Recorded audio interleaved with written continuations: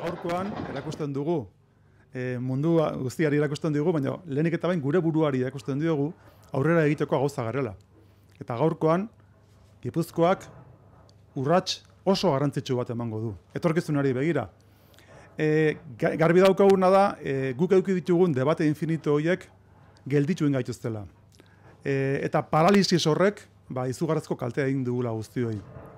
Eta gaurkoan, guk hitza betetzeaz gain, Jose Naziok esaten duen bezala, egia da gu debate oso luze baten ondoren hauteskundetara aurkeztu genuen gure burua konpromiso batekin, eta gaurkoan konpromiso hori bete egiten dugu.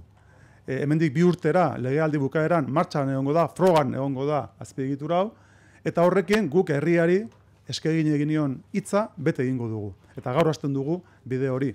Baina hortik aurrenik esango nuke, gaur ematen dugula Gipuzkoarentzako bere obligazioa den, bere konpromisoa den, eta bere bete beharra den, azkenean sortzen dituen zaborrei tratamentu egoki bat emateko azpiegitura gaur martxan jartzen dugu. Eta egingo dugu mundu mailako azpiegitura importante eta aurreratuenetako batekin. Nik ez daukat inongo zalantzarik, bai ingurumen ikuspegitik, baita ere emision ikuspegitik mundu mailako referentzizko planta bat martxan jartzen dugula. Jendeak, kaleak horrela esegitzen dugula baita ere. Kaleak bi gauza esegitzizkigu.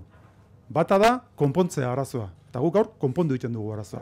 Eta bigarrengoa da, ingurumen ikuspegitik ahalik eta baldintza hoberenekin egitea. Eta horrela egingo dugu. Beraz, mundu mailako referentzia izango dugu gaur martxan jartzen dugun planta hau. Eta horregatik, diot, gudanak oso pozik gaudela, eta nik esker berezi bat eman nahi nioke Jose Naziori eta bere taldeari egin duten lanarengatik.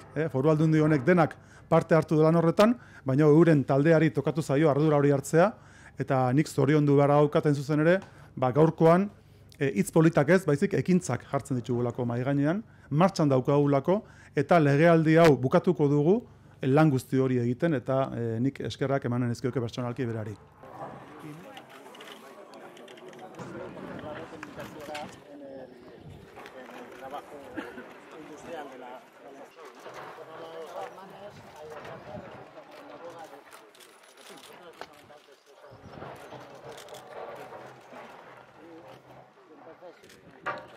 Entonces,